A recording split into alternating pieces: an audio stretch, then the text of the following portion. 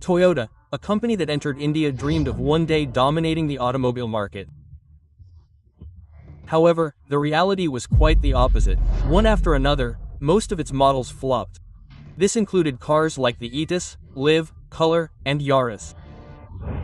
The Yaris was discontinued after just 3 years, and the Corolla Altis, a global bestseller, disappeared from the Indian market by 2020.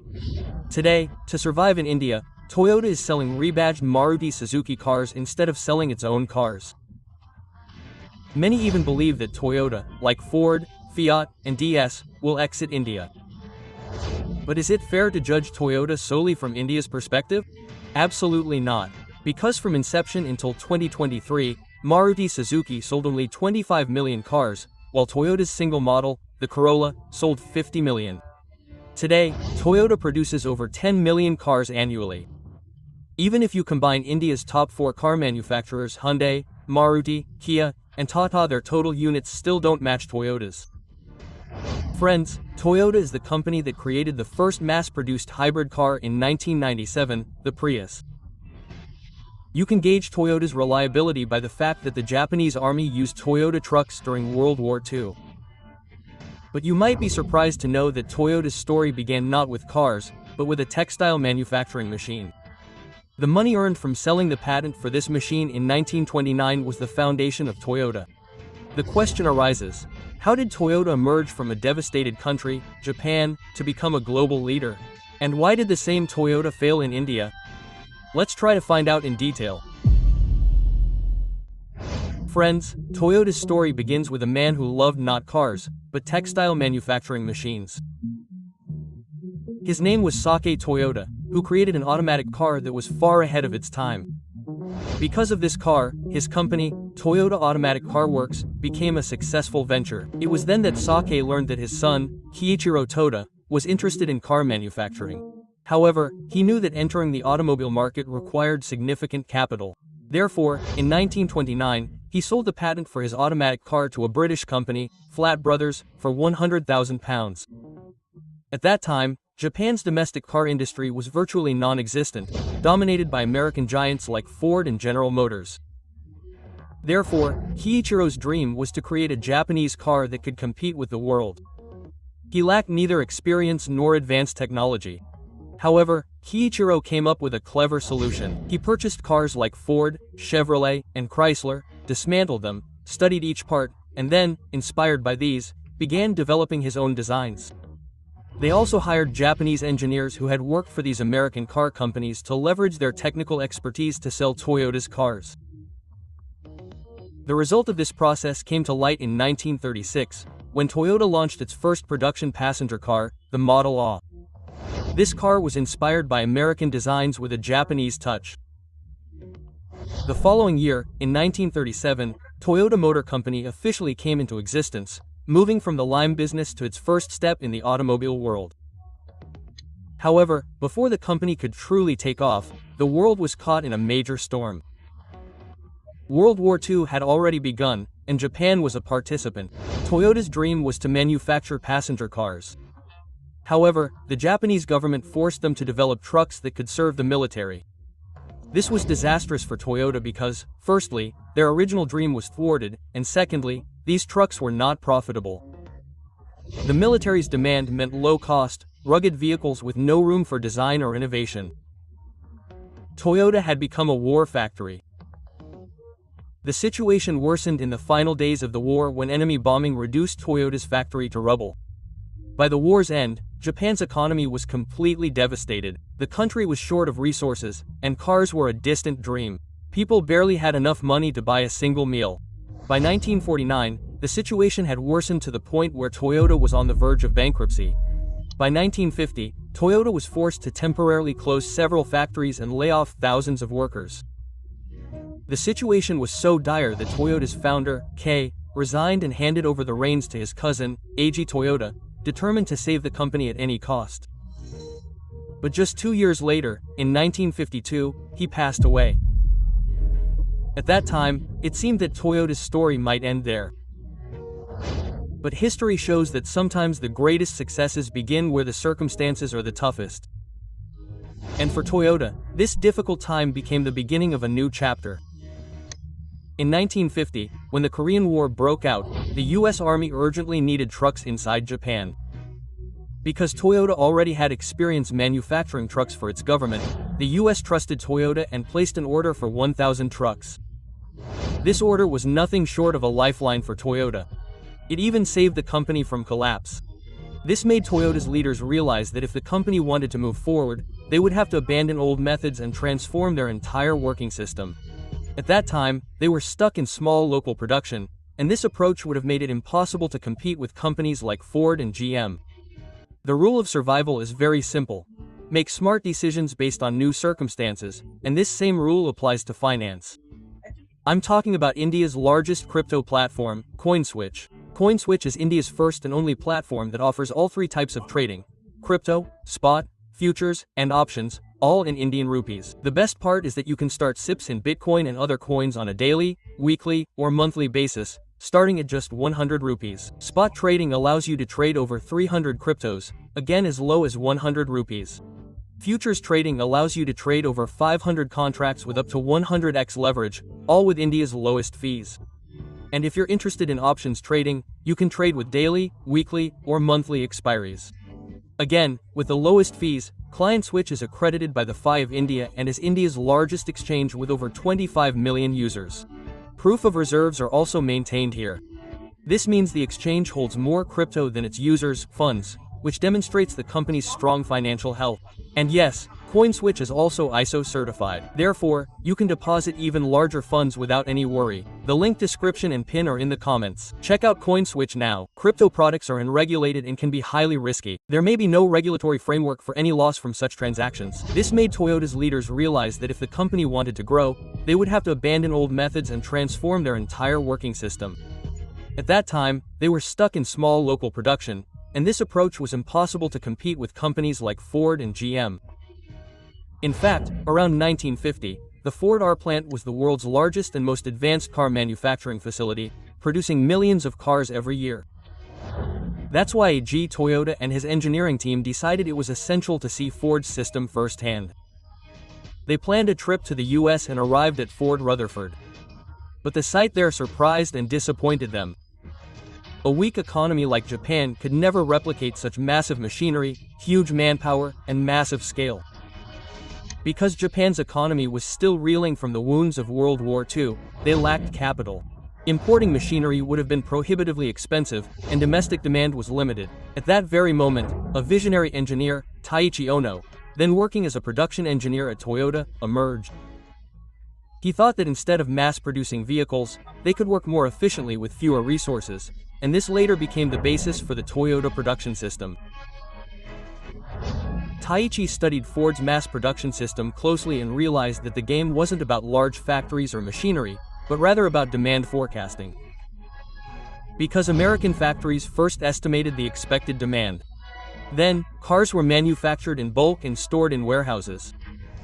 However, if the forecast was wrong, either more cars were produced or stock would remain unsold. This increased the company's costs and losses. Taiichi grasped the point that forecasting was the key, and that a change could make the system completely efficient. He proposed that Toyota abandon demand forecasting and instead produce based on real-time demand. This meant that a car wouldn't roll off the production line until a customer placed an order. This would significantly reduce the company's losses in the event of a natural disaster or a sudden drop in demand. This is called the just-in-time system, and it proved to be Toyota's backbone. Toyota also introduced a Canvas system, a signal system that connected the factory and suppliers. As soon as a batch finished on the assembly line, a signal was immediately sent to the supplier indicating the next batch was due. In this way, production continued uninterrupted. Kaizen, meaning continuous improvement, became another pillar of Toyota's production system. Employees at every level were given the freedom to offer ideas to improve the production process. If a worker on the assembly line felt that a small change could improve efficiency, they had the right to stop the line and highlight the issue.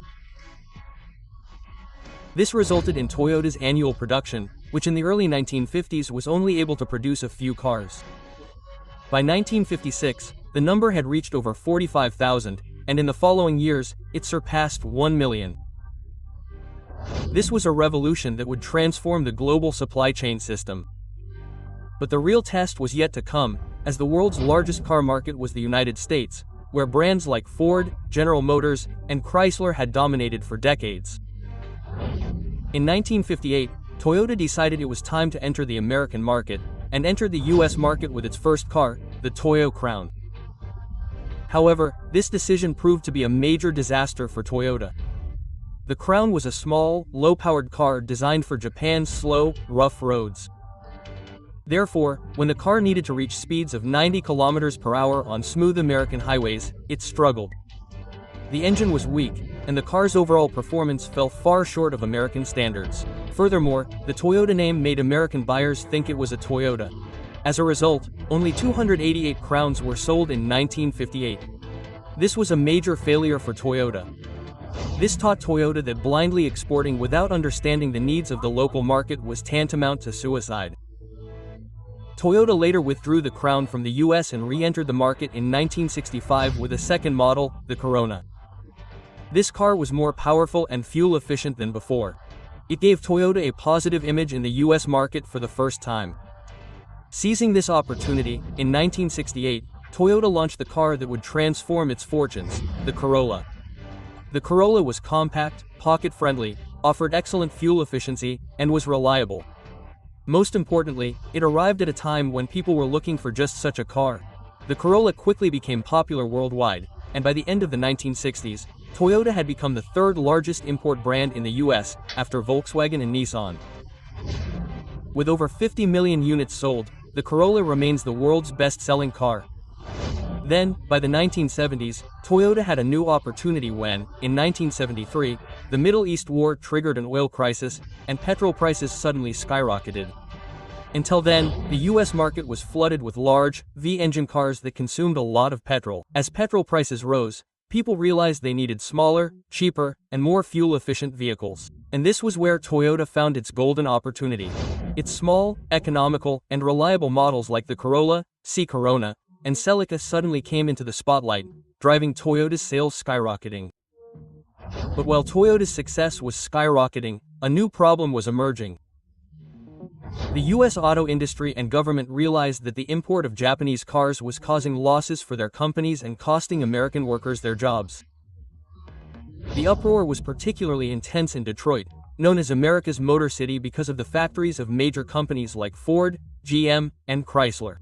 Gradually, as political pressure mounted, the US government began imposing restrictions on Japanese cars. This put Toyota in a difficult position.